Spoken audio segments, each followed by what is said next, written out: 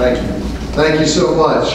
Boy, it's a busy time of the year. It's great to be back out here on the northeast side of town. I haven't been over here. I think my notes showed in my record since 2010. I thought I hurt somebody's feelings. Maybe I said too many Clemson jokes at that time or wasn't invited back by that side of it. We'll be very gentle today. Some nice young lady here at the table just asked me, are you talking about the law or football today? And I said, maybe a little bit of both. She gave me a smile and a thumbs up. I'm not sure whether that was about the football talking or about the law practice, but usually this time of year, 7 days ago before we kick off the season, I know I'm not invited to talk about my law practice. So I'm pretty clear on that. Y'all are okay. Thanks for everybody being here today. In fact, in the last week, we've done our first Steve Spurrier call-in show last Thursday night. Yesterday, we shot the Steve Spurrier television show, which will run on Sunday. And tonight, we have our second call-in show. So busy time of year as I'm trying to prepare for the game for North Carolina, which, by the way, of course, now there's some big game that all these coaches call and play that they don't want to release their too deep on the line of their teams until like 2 days before the ball game. Well, you can imagine as a play-by-play broadcaster, it's pretty important that I know who the first 22 that are going to go out on the field are, so I can try to study between now and then. So I'm busy doing that, but I'm so pleased to be with you today because this energizes me. My kids are out of the house, Riley referenced that. I actually drove one I've got at Vanderbilt. Can you believe I let him do that to me as well? But it's a pretty good school. So we were at Nashville this Friday. I dropped my last one off, a twin. My other twin is at USC Honors College here at Carolina. And my daughter, I think, has been to every activity at Carolina in the last few years. She's a junior.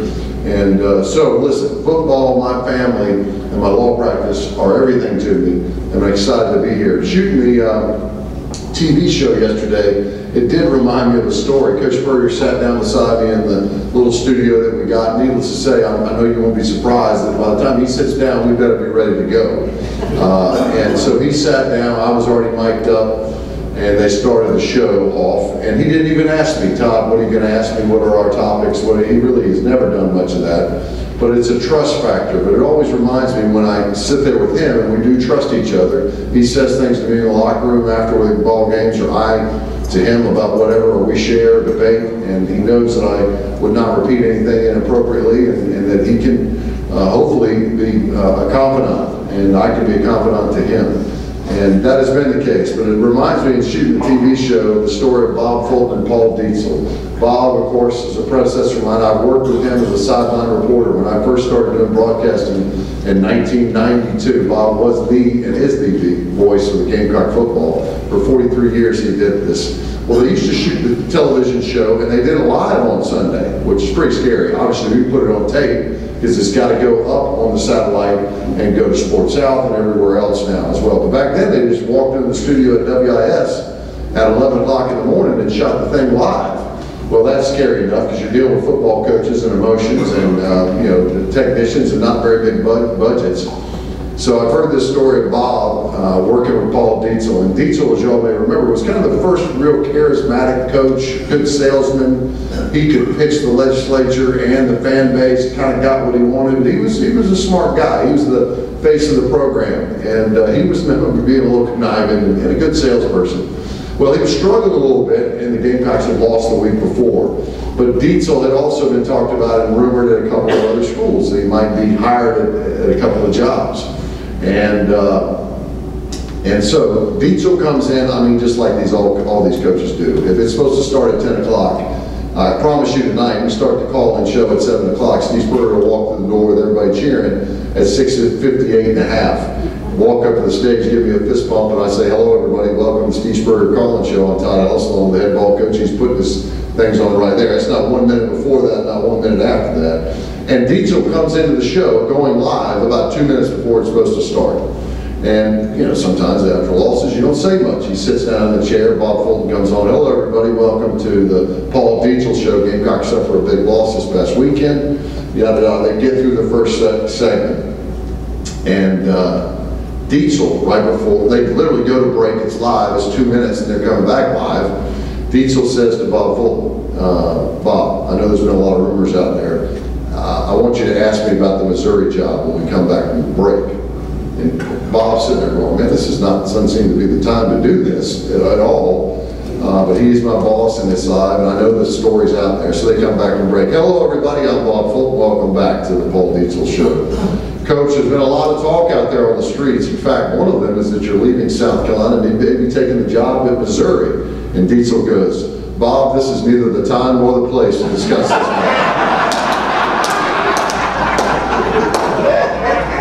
Yeah, that's the trust factor between the coach and the play-by-play guy right there.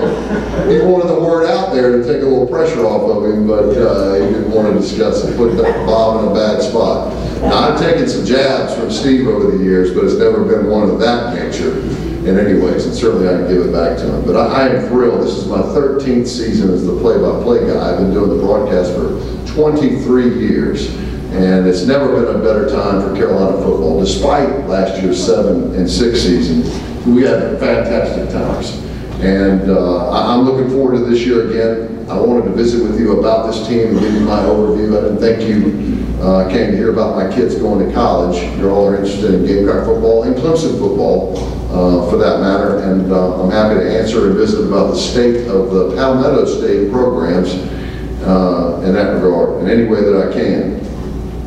The 2015 Gamecocks. Well, here's your biggest problem. People ask me, are we going to be better than last year? Of course, trying to predict that at this time is usually difficult, but I feel pretty good about predicting it after we get through fall camp and me watching them, and you look at the injuries of the other programs we play, and then, of course, looking at the schedule. And now I feel pretty confident. So y'all might be the first group that I've actually given a projected win-loss total to for the Gamecocks this season, and it is what it is. I'm usually pretty good. Thank goodness you didn't call me last year, because I thought we'd win 10 games last year. First time I've been wrong probably in 5 years about the overall scheduling and how we would do after that. And I'm not sure exactly the reason for that. I think I know, and I'll get to that in a minute. But this team I've watched a lot in the preseason.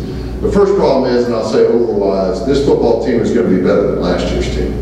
The problem is our schedule is better and tougher than it was a year ago, and I don't know how much it shows. You want to know how tough it was to predict games last year? Look at this stat. The Gamecocks were 16 points from being 10-2. They were also 6 points from being 4-8. That was the narrow nature of the teams and the programs we played a year ago. The bad news for the folks in this room who follow the Gamecocks is, you're looking at another season just like that. I would be surprised if more than 20 points were the difference in the totals of all the victories for the Gamecocks this year. Now the good news is this. Until last year, Steve Spurrier was 68-5 in games in which these teams led going into the fourth quarter.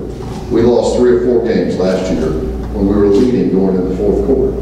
That was brutal, wasn't it? 14-point leads, double-digit leads, and then lose them. Well, I can't imagine in all my years of watching football and watching Steve Spurrier and John Hoke now in this defense, we will match that again. If we have leads going into the fourth quarter, we will win most of those like Steve Spurrier has done throughout his career. So I think some close games will swing our way. We were unlucky to a certain degree last year, but we were lucky to a certain degree last year. All you got to do is look at the Florida game. Fumble balls on the ground, they can't pick it up, we pick it up, we block 2 kicks. Dylan Thompson runs one in for the first time in his career, and he's like me, surprisingly didn't trip over his own feet with his athletic ability. Jokingly, I love the kid, honestly. So we had a lot of good things happen for us as well, as I told you about the closeness of that. But the schedule is tougher. A&M on the road, first time ever to College Station. Obviously open up the season in Chapel Hill next week, not in Chapel Hill, against North Carolina next week, in Charlotte at Bank of America Stadium. This will be the 9th time Steve Spurrier has opened up college football since he's been at South Carolina. All you marketing people, all you business people, what's that worth? You got one night by yourself, all alone on television, 24 to 48 hours of nothing but South Carolina, North Carolina. That'll die off on the weekend. But how much is that coverage worth for our universities? How much of the $4 million we pay a year to Steve Spurrier, if we made that up as a university and a city, for that matter, just by his presence? And believe me, they don't put him on there because we got that great of a football team. So they put him on there because Steve Spurrier's good television.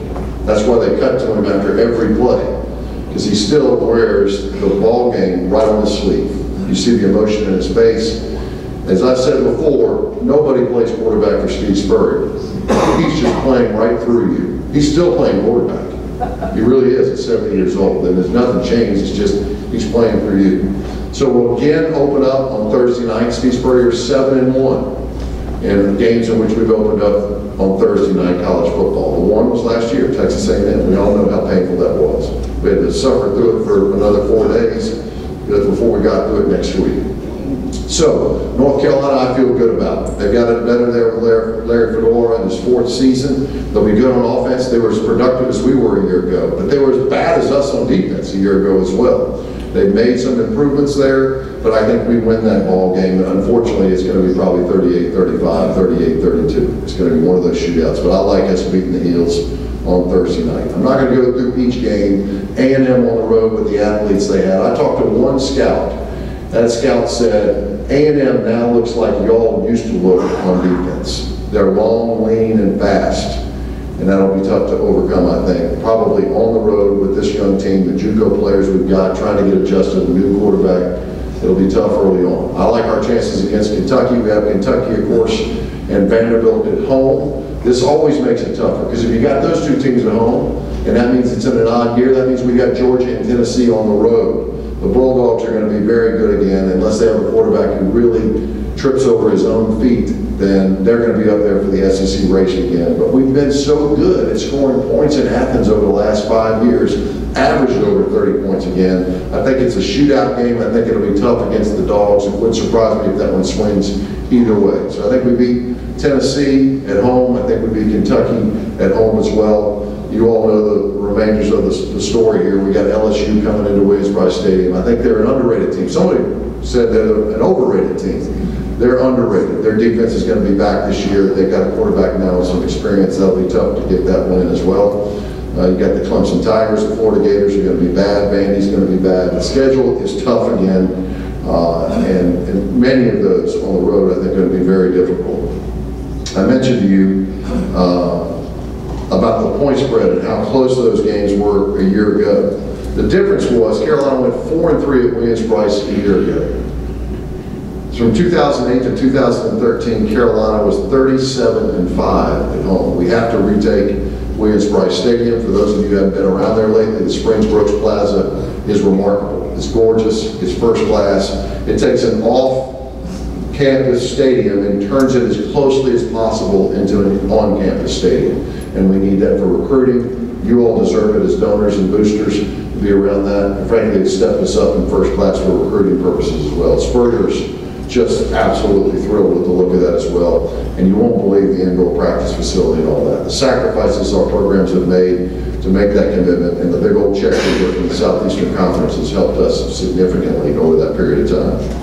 Who's the guy to look for? You know who it is. I don't need to talk too much about Farrell Cooper. He could be the second player ever to have over 1,000-yard receiving in back-to-back seasons. Only Sidney Rice has done that since 2005 and 2006. He's the real deal. But unfortunately, he is going to have to be our punt returner, kickoff returner, slot wide receiver, quarterback at sometimes as well. And I worry about that. Not from the too many plays. They'll monitor that. It's just tough and a lot on him. But he's a excellent player, true SEC, all SEC player. On the defensive side, Sky Moore and Jonathan Walton, very good linebacking core. Bryson Allen Williams, I think, is going to be the surprise. Y'all watch him at outside backer.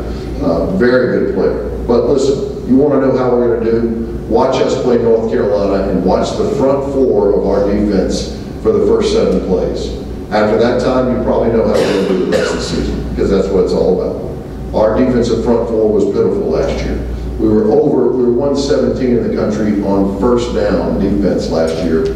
Folks averaged 5 yards on first down against us. You can't win ball games. We gave up 32 points per game, the worst by far in the Steve Spurrier era over that period. Can we improve upon that? Yes. Does a coach and John Hope make the difference in that? No. No. I mean, Lorenzo Ward didn't get stupid overnight. We were in the top 10 in the country 2 years in a row. Now, was that part of Little Clowney being there? And Melvin Ingram and Kelsey Quarles and those guys being on our defense? Yes. Guess who helped recruit those guys? Lorenzo Ward. John Hope is good. I like his philosophy. simplified it, let your athletes go loose. It's still about the horses, guys. It's still about the horses. Watch the Clemson Tigers this year. You know I tease y'all a lot. I had great respect for that team last year. Talked about it. We had role reversal. For 5 straight years, we beat the Tigers because we had the best offense and defensive lines. And they had the best skill players. Last year, they had the best interior lines. We probably had as good or close to as good as skill players. Now, Clemson's done what we did a year ago. They've lost their starting 4 defensive frontmen to the NFL. These were not secondary players. These were not second-rate players. They lost 4 guys in their front 4 that are going on in the NFL. And I don't wish them that much harm, except at the end of the year. I really don't, all kidding aside. But having said that, let's see how it is. I don't care who you've recruited behind them. You use the players they lost in the front 4, you'll see how hard it is to repeat that. And the reason is that those are the hardest players to recruit. So you watch Carolina's front 4 in that first ball game, and you'll know how the Gamecocks are going to do throughout the year. The business of South Carolina athletics has always been good, but it is so good right now. I encourage you all to contact the Gamecock Radio Network or take their phone calls and do business with them. Surround them. The brand loyalty was right there, right in my introduction. What did he say? Maybe Todd will give us a Sandsbury moment. And I have people on the beaches in the Bahamas saw me in a hat and glasses. This is a true story, with my children on the beach in the Bahamas, playing sand volleyball, looking old and feeling it. And some guy comes over to me, a gentleman my age, a little younger, and says, "Hey, aren't you Todd Ellis?" And I said, "I am, good gracious. I'm so-and-so." He's from Aiken. And he said, I talked to him for a minute, enjoyed it. I don't know how he recognized me. And he says, "Man, my daughter over there, Meredith, is 22 years old, and she's the biggest fan of yours. I'd love to hear you call the games. Can I, of course, bumping it out, pumping my chest up with a 22-year-old, walks over there. Meredith comes over there and talks to me for a minute, and she knows everything else. She's a typical Southern woman, knows football, good looking, sweet, everything else. And she starts talking football with me. And finally at the end, she goes, "Well, can I just ask you one more favor?" And I said, "Of course." And she says, "Can you just say it for me?" And I said, I thought she was thinking, touchdown Carolina, touchdown Carol Cooper. And I started something like that, or "Are you kidding me?" which is one of my lines that comes out all the time. And I started that. She goes, no, say it's a Sandsbury moment. It's a Sandsbury Honor Center Day. And she calls out the thing that I've been doing for 14 years, which is about Sandsbury, a bright, clear Sandsbury Day. And the brand loyalty is big in Carolina, and it always has been. I hope you'll try to do business with them any way that you can in our network. We're excited about it. Coach is energized. The team is energized. Last year we looked squatty and slow and sluggish. I told them that. I said it the 5th game of the season. Now we're a little leaner, a little taller, and I hope we're faster. And if we do that, then I think we're going to win 8 games in the regular season and win the 9th game in the bowl game. I think that's what's going to happen. We need to get 8 if you're a Gamecock. We need to get 8. So I don't know what little prayers you say that are different than what your prayers are to win 9, but whatever they are, focus in on that, because we all need to do that. And I think we will do that. I think Steve is incredibly motivated. He's going to call the plays again, and we're excited for Carolina football and for the broadcast. Thank you all for listening. It means the world for me for people to come up to me on the street and say, in my tradition in my household is me with my daughter out back by the pool, and we listen and have drinks or these foods and always order wings. We love listening to you. That means the absolute world to me. I'm part of the Carolina family. I take it incredibly serious, and we love doing that, and I don't take it for granted. And when we're winning, it's fun. It ages me a little bit, as y'all have seen over the years, the ones I know, Bobby and Diane and everybody else, I've known for a long time. It can age you if we're not playing well, but it's certainly a thrill for me to step in the box at Williams-Brice Stadium or Sanford Stadium and call ball games. Anybody have a question? I want to answer any question you have about college athletics, of course my practice, anything that somebody might have, or in Clemson, and I'll be general, I promise, about the Tigers or anybody else in the Palmetto State. Yes, sir? How would you compare Mitch's arm strength to Dylan's? How do I compare Connor Mitch's arm strength to Dylan Thompson? Dylan Thompson threw a pretty good ball, tight spiral, could throw the deep ball. I'm not sure I'd put it up there with that. I think Dylan was a little thicker, a little older, of course, as a senior playing, and he had a little more strength behind him. But Connor can make every throw. I mean, I saw him throw what we call a big route to Farrow 2 days ago, down the middle of the field in scrimmage live, which he looked him off and ripped it like a skinny post and made a great play. And I think he's got the arm strength to make every throw. That won't be the problem. I mean, I've probably told this group before, but you can't stop me because you can't emphasize it enough. It really doesn't matter, all that stuff. You know what matters? And it matters when Todd Ellis says, "Hello everybody, welcome back to Williams-Brice Stadium," or "Welcome back to Athens, Georgia." The Gamecocks are in the fourth quarter with the Georgia Bulldogs. They're down 6 points. Carolina's got their football on their own 28-yard line. It's 3rd down and 6, and here's Connor Mitch, the redshirt sophomore from Raleigh, North Carolina. He's 15 of 25 on the day, 1 pick and 300 yards. This is it, folks, and that is it.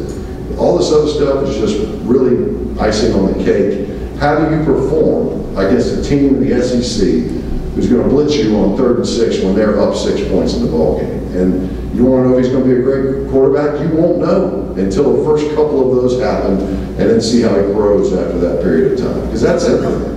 All this other stuff on 1st down, that's easy.